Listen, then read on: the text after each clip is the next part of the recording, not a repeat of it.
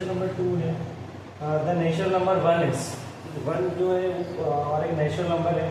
अब इसमें से 4 ऑप्शन दिए हुए हैं A B C D. A prime number, B a composite number, C prime as well as composite, D neither prime not composite. तो इसमें से 1 जो है वो प्राइम नंबर भी नहीं है क्योंकि 1 के फैक्टर जो है वो 1 ही है ओनली, ठीक है। उसको कोई अदर फैक्टर नहीं, कंपोजिट भी नहीं है क्योंकि इसके ना 2 से ज़्यादा फैक्टर होने चाहिए। यदि ये नंबर कोई भी नंबर यदि कंपोजिट होता है तो उसके जो फैक्टर हैं वो 2 से ज़्यादा होने चाहिए, ठीक है। इसमें अभी इसके जो फैक्टर हैं 1 ही है, ओनली 1 का ही फैक्टर है। तो ये प्राइम भी नहीं है और कंपोजिट भी नहीं है, तो ऑप्शन जो होगा वो डी होगा। नेक्स्ट क्वेश्चन है यहाँ पे, जो नेक्स्ट क्वेश्चन है for any natural number and 5 raised to the power it ends with the digit. तो हमें 5 की वैल्यू जो 5 पे जो पावर है एन की वैल्यूज रख के देखनी होगी कि हमारे पास वैल्यू एंडिंग में कौन सी डिजिट आती है। तो सॉल्यूशन जो होगा इसका 5 raised to the power n। Suppose we are taking the मतलब एन की वैल्यू हम 1 लेते हैं, तो यहाँ आ जाएगा 5 raised to the power 1, तो आंसर आएगा 5। एन की वैल्यू 2 लेते हैं, एन की वैल्यू 2 लेंगे तो 5 raised to the power 2 आएगा, तो 5 × 5 25। अगेन 5 अगेन वी आर मतलब हमें 5 डिजिट मिल रही है, यहाँ पर भी हमें डिजिट 5 मिल रही है। एन की वैल्यू 3 लेते हैं तो 5 raised to the power 3, 5 ×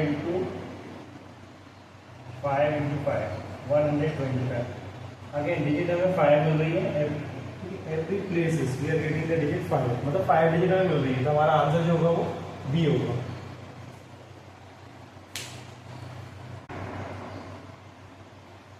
ये हमारे पास क्वेश्चन 4 है, सेट 1 सीबीएसई क्लास 10 मैथ्स का।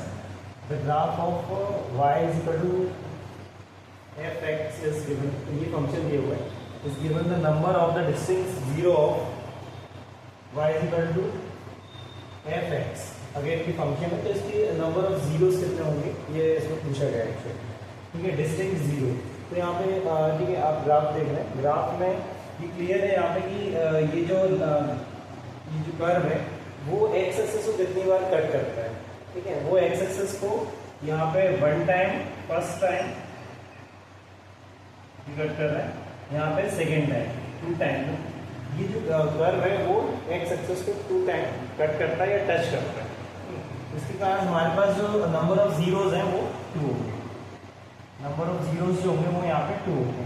यदि यही ग्राफ हमारा इस तरीके का होता, जैसे फॉर एग्जांपल कि यहाँ पे इस तरीके ये यहाँ पे, तो ये जो कर्व है वो ग्राफ ये जो एक्स एक्सिस को कितने बार टच करता है 1 2 3 4, तो यहाँ पे जो नंबर ऑफ जीरोज हो हमारे पास 4 होगी।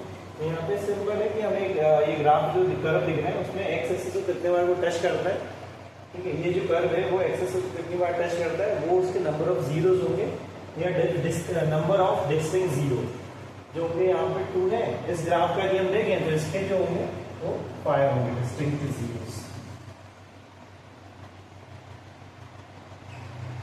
ये जो है वो एक्स्ट्रा बता दिया, लेकिन यहाँ पे इस तरीके से हम निकाल सकते हैं। इस टाइप का क्वेश्चन जरूर आता है सीबीएसई। क्वेश्चन 5 है, if alpha and beta are zeros of the polynomial and fx equal to px square minus 2x plus 3p and alpha plus beta equal to alpha into beta, the value of the p is, तो value of p क्या हो सकती है। तो यहाँ पे हमें दिया हुआ है, यहाँ पे पॉलिनोमियल फंक्शन है। ये पॉलिनोमियल फंक्शन क्या है हमारे पास, px square minus 2x plus 3p, it means function of x। तो इससे कंपेयर हम स्टैंडर्ड पॉलिनोमियल के साथ क्या होता है, स्टैंडर्ड पॉलिनोमियल होता है x square plus b x plus c. तो ए का कंपेयर होगा पी के साथ, बी का कंपेयर होगा बी के 2 माइनस 2 के साथ, सी का कंपेयर होगा 3b के साथ।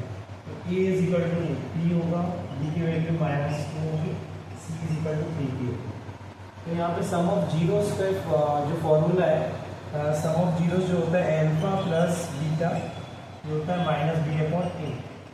तो ये माइनस बी के बाद एक अपना खुद का है और यहाँ पे बी की वैल्यू पुट करेंगे तो -2, सी की वैल्यू ए की जो वैल्यू होगी वो यहाँ पे पी है, minus into minus plus 2/p, alpha into beta. इसके पीछे कोई साइन नहीं है, इसका मतलब मल्टीप्लाई का साइन है इसमें, एल्फा इंटू बीटा ये होता है सी अपॉन ए। सी कितना है, सी है हमारे पास 3p, और यहाँ पे ए की वैल्यू पुट कर देते हैं तो ए इज इक्वल टू पी, इनसे पी कैंसिल, देन आता है अल्फा और बीटा, अल्फा इंटू बीटा की वैल्यू है वो 3 होगी। ये दिया हुआ है ऑलरेडी हमें ये relation, alpha plus beta equal to alpha plus alpha into beta. तो अल्फा प्लस बीटा की जो वैल्यू है वो है हमारे पास 2/p और अल्फा इंटू बीटा की वैल्यू है 3। हम अब क्या करेंगे, यहाँ से p को यहाँ ट्रांसफर करना है और 3 को यहाँ पे ट्रांसफर करना है। तो यहाँ 3 एक्शन में यहाँ न्यूमरेटर में है तो यहाँ पे ये डिनोमिनेटर में आ जाएगा, और p डिनोमिनेटर में है ये न्यूमरेटर में आ जाएगा। यहाँ पे आएगा 3 और ये p, तो p की जो वैल्यू होगी वो 2/3 आ जाएगी। तो 2/3 पे टिक कर देंगे, this is the right answer.